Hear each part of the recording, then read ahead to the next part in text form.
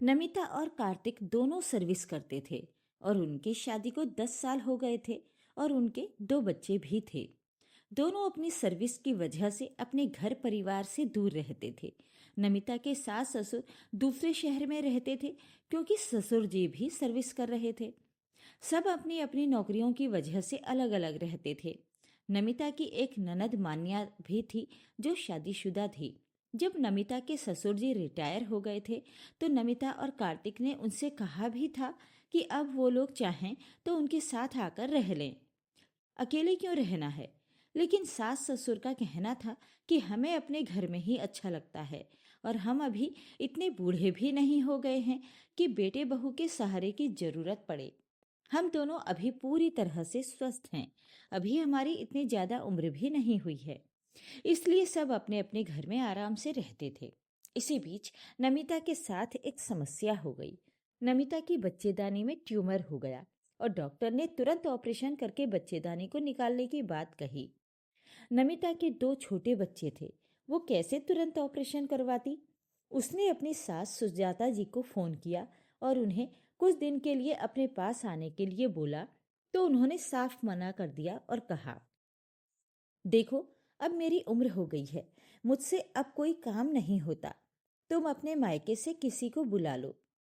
नमिता ने कहा, मम्मी जी, ये आप कैसी बातें कर रही हैं। अभी पिछले महीने ही तो पापा जी रिटायर हुए हैं।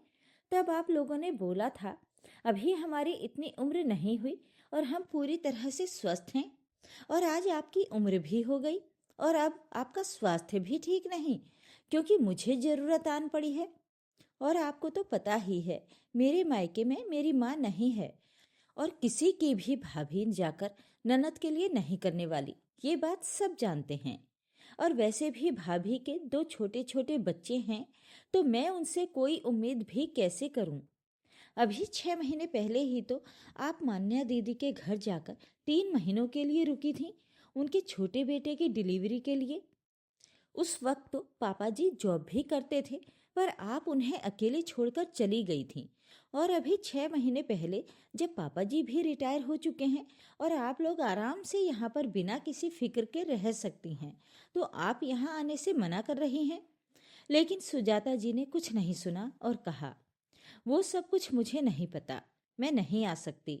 तुम्हें जो इंतजाम करना है तुम कर लो, मेरे से कोई उम्मीद मत रखना। मुझसे अब ये सब कुछ नहीं होगा।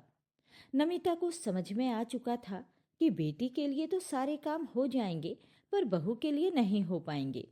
कार्तिक ने भी अपनी माँ से बात करने की कोशिश की और उनसे विनती की कि अभी उनका यहाँ आना बहुत जरूरी है, वरना बहुत दिक्कत हो जाएगी।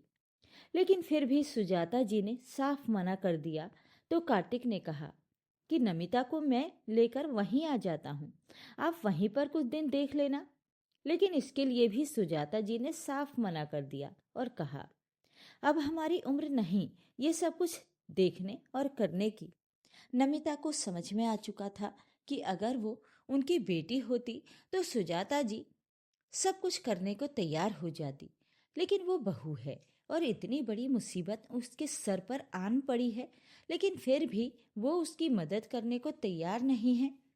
खैर, ऑपरेशन तो करवाना ही था, वरना दिक्कत हो जाती। नमिता ने अपनी कामवाली से बोलकर उसकी बहन को कुछ दिनों के लिए फुल टाइम अपने घर पर रखवाया, ताकि वो खाना पीना बना सके और वक्त पर बच्चों को खिला सके और बच्चों की देखरेख भी कर सके। बाकी कामों के लिए तो घर में एक मेड और थी ही। अस्पताल में किसी तरह से नमिता और कार्तिक ने मिलकर मैनेज किया, क्योंकि बच्चे छोटे थे तो उन्हें घर पर भी अकेला नहीं छोड़ा जा सकता था। बहुत रिस्क लेकर एक मेड के भरोसे बच्चों को छोड़ा गया था, वो भी बिल्कुल नई मेड। और कार्तिक भी हॉस्पिटल घर दौड़ दौड़ कर परेशान हो चुका था। साथ ही साथ बच्चे भी मम्मी के साथ पापा के ज्यादातर वक्त अस्पताल में रहने की वजह से बहुत परेशान थे। खैर, जैसे तैसे नमिता ठीक होकर घर आ चुकी थी, लेकिन अभी पूरी तरह से स्वस्थ नहीं हुई थी और उसे अभी डॉक्टर ने कुछ दिन आराम करने की सलाह दी थी। करीब 1.5 महीना बहुत परेशानी में बीता, लेकिन सुजाता जी नमिता के पास नहीं आई। नमिता के दिल में अब अपने सास ससुर के प्रति एक गांठ पड़ गई और वो हमेशा सोचती थी कि लोग बहू को गलत बोलते हैं, लेकिन बहू के साथ ससुराल में क्या क्या गलत होता है ये कोई नहीं देखता। खैर, जैसे तैसे करके वो दिन बीत गए, लेकिन नमिता के दिलो दिमाग पर वो दिन आज तक छाए थे और वो उन्हें कभी भूल नहीं पाई थी। और फिर 10 साल बाद नियति ने एक क्रूर चक्र दोहराया और सुजाता जी उसी दर्द से गुजरी जिससे कभी नमिता गुजरी थी। डॉक्टर ने तत्काल उन्हें भी बच्चेदानी ऑपरेट करके निकलवाने के लिए कहा, वरना बहुत खतरा था। अब तो सुजाता जी की उम्र सच में ज्यादा हो चुकी थी। उन्होंने तुरंत ही कार्तिक को फोन किया और बोला कि नमिता और तुम फौरन यहाँ आ जाओ, मुझे ऑपरेशन करवाना है। कार्तिक ने कहा, ठीक है मम्मी, मैं तुरंत आता हूँ, या फिर आप लोग ही यहाँ आ जाओ। और वो नमिता से कहने लगा कि मम्मी को ऑपरेशन करवाना है, हमें तुरंत वहाँ चलना पड़ेगा, या फिर मम्मी पापा को यहीं बुला लेते हैं। लेकिन नमिता ने साफ मना कर दिया और कार्तिक के हाथ से फोन लेकर अपनी सास सुजाता जी से बात करने लगी। मम्मी जी, मैं आपकी कोई सेवा नहीं कर सकती, ना ही कोई मदद कर सकती हूँ। आप मान्या दीदी से करवा लीजिए, आखिर उनके लिए भी आपने काफी कुछ किया है। उनके दोनों बच्चों की डिलीवरी में आप उनके साथ थीं, तो वो तो आपका इतना करेंगी ही। मेरे लिए आपने कुछ नहीं किया। मेरे दोनों बच्चे मेरी माँ के रहते हुए थे और मेरी सारी देखभाल उन्होंने ही की थी। और जब मुझे बच्चेदानी का ऑपरेशन कराना था तो भी आपने साफ मना कर दिया था। उस वक्त तो मेरे बच्चे भी काफी छोटे थे। कितनी बड़ी परेशानी में घिर गई थी मैं, फिर भी आपका दिल नहीं पसीजा था। ये सुनते ही सुजाता जी जोर जोर से चिल्लाने लगी, बकवास मत करो नमिता, तुम इस घर की इकलौती बहू हो और ये तुम्हारा फर्ज है और तुम्हें अपना फर्ज निभाना ही पड़ेगा। मान्या क्यों करेगी? वो अपना ससुराल देखेगी, ना कि मायका। अचानक इकलौती बहू के फर्ज और जिम्मेदारियां याद आ गईं। नमिता ने भी पलटकर जवाब दे दिया, अच्छा मम्मी जी, मुझे एक नियम कभी समझ में नहीं आया कि एक बहू के ससुराल के प्रति सारे फर्ज होते हैं, लेकिन एक सास के सारे फर्ज सिर्फ बेटी के लिए होते हैं और बहू के हिस्से में सिर्फ जिम्मेदारियां आती हैं। मैं भूली नहीं हूँ मम्मी जी कि आपने मेरे साथ क्या किया था, और ना ही कभी भूलूंगी। ये सुनकर कार्तिक जोर जोर से चिल्लाने लगा और नमिता से कहा, तुम्हारी हिम्मत कैसे हुई मेरी मम्मी से ऐसी बात करने की? तुम्हें चलकर मेरी मम्मी की सेवा करनी ही पड़ेगी, वरना मुझसे बुरा कोई नहीं होगा। लेकिन नमिता भी जोर से चिल्लाई, अभी जो मेरे ऊपर गरज रहे हो और हक जता रहे हो ना, ये आवाज और ये हक उस वक्त कहाँ गया था जब मेरे बच्चे बिना माँ के तड़प रहे थे और रो रहे थे और मैं अकेली अस्पताल में तड़प रही थी। और जब ये हक और गुस्सा उस वक्त अपनी माँ पर नहीं दिखा पाए तो मुझ पर भी दिखाने की कोशिश मत करना। तुम्हारी माँ ने जरूरत पड़ने पर मेरी कोई मदद नहीं की, तो अब मुझसे भी कोई उम्मीद मत करो कि मैं उनकी कोई मदद करूंगी। हाँ, दुनिया मुझे बुरा भला कहेगी, स्वार्थी बोलेगी, पर कोई बात नहीं, मुझे अच्छा बनने का कोई मेडल चाहिए भी नहीं। मैं अपनी सास की कोई सेवा नहीं कर सकती। जिसकी सेवा उन्होंने की है वो आकर अब उनकी सेवा कर ले। और हाँ, मैंने तुम्हें नहीं रोका, बेटे हो ना तुम उनके, जाकर कर लो अपनी माँ की सेवा। तुम्हारा फर्ज बनता है पर मेरा कोई फर्ज नहीं है। जब उन्होंने मेरे लिए कोई फर्ज नहीं निभाया तो मुझसे भी कोई उम्मीद मत करना। कार्तिक क्या करता उसे कुछ समझ में नहीं आ रहा था और सुजाता जी को भी बहुत अच्छे से पता था कि इस वक्त उन्हें नमिता की जरूरत है, पर वो किसी भी कीमत पर वहां आने को तैयार नहीं थी। तो उन्होंने अपना आखिरी हथियार खेला और कहा, देखो बहू, तुम्हें तो मेरी सेवा करनी ही पड़ेगी, वरना मैं तुम्हें अपनी सारी संपत्ति से बेदखल कर दूंगी। नमिता को पता था यही होने वाला है, तो उसने कहा, मुझे आपकी कोई संपत्ति चाहिए भी नहीं। ईश्वर की दया से अपने पैरों पर खड़ी हूँ और अपने लिए संपत्ति खुद खड़ी कर सकती हूँ और कर भी रखी है। आप जिसे चाहे उसे अपनी सारी संपत्ति दे दीजिए और उससे ही अपनी सेवा करवा लीजिए। जरा हम भी तो देखें, आखिर कितने लोग आकर खड़े होते हैं आपकी सेवा करने के लिए। नमिता किसी भी कीमत पर कुछ भी सुनने को तैयार नहीं थी। थोड़ी देर के बाद ननद मान्या का फोन आया और उसने कहा, भाभी, आप ऐसा कैसे कर सकती हो?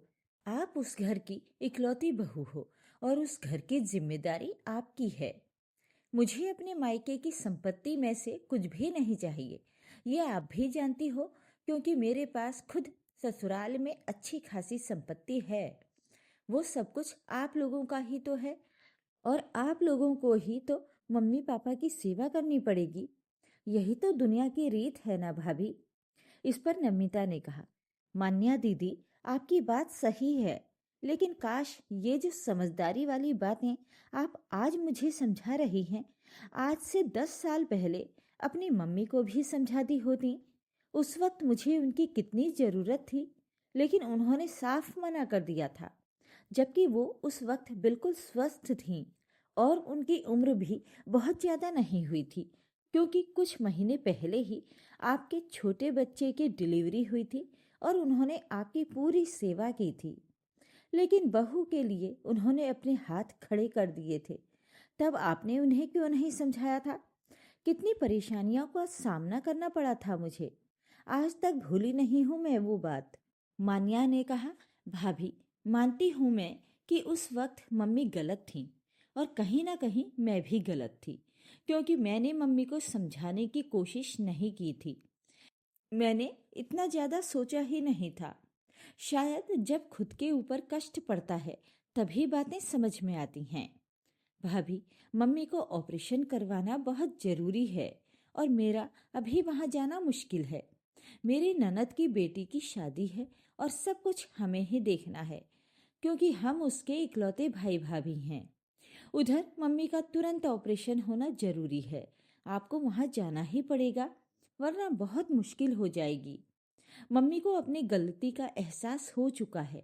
बस आपसे विनती है कि ये पुरानी बातें भूल जाइए।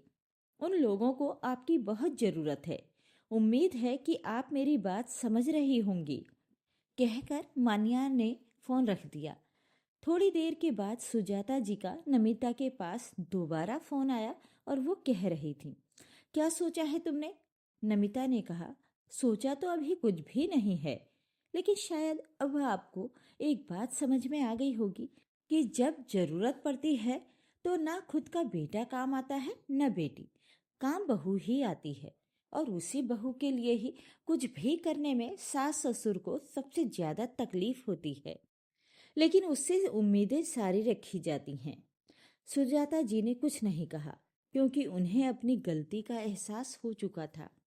कार्तिक याचना भरी नजरों से नमिता की तरफ देख रहा था, इस उम्मीद पर कि नमिता शायद वहां चलने के लिए तैयार हो जाए। कार्तिक धीरे से बोला, नमिता, मम्मी को अपनी गलती का पछतावा है और उन्हें समझ में आ रहा है कि उन्होंने तुम्हारे साथ बहुत गलत किया था। अब सारे गिले शिकवे भूल जाओ और रिश्तों को एक बार और मौका दो। आखिर अपने अपने ही होते हैं। नमिता को कार्तिक से कोई शिकायत नहीं थी और उससे कार्तिक का दुख देखा नहीं जा रहा था। तब सुजाता जी, कार्तिक और मान्या सबने अपने अपने तर्कों से नमिता पर दबाव बनाया। तब एक बात आईने की तरह साफ हो गई, जरूरत पड़ने पर काम अंत में बहू ही आती है, जिस पर सारे फर्ज लाद दिए जाते हैं, लेकिन जिसके लिए कोई फर्ज नहीं निभाता। कार्तिक का याचना भरा चेहरा और सुजाता जी का अपनी गलती का एहसास ही वो आखिरी पुल था जिस पर नमिता ने अनिच्छा से कदम रखा। सुजाता जी को भी अपनी गलती का एहसास हो चुका था और उन्होंने सोच लिया था कि जो गलती उनसे हो चुकी है उसे तो वो नहीं सुधार पाएंगी, लेकिन अब भविष्य में ऐसी कोई गलती नहीं करेंगी जिससे उनकी बहू का दिल दुखे, क्योंकि जरूरत पड़ने पर अपना बेटा बेटी नहीं बल्कि बहू ही काम आती है और यही सत्य है। उसने रिश्तों को एक और मौका दिया, ये जानते हुए कि वो मेडल के लिए नहीं बल्कि अपने पति के लिए कर रही है। इस घटना ने परिवार को एक कड़वा सबक सिखाया कि रिश्तों की डोर को सिर्फ फर्ज से नहीं बल्कि समान स्नेह और जरूरत के समय दिए गए साथ से मजबूत किया जाता है। और यही सच्चाई है।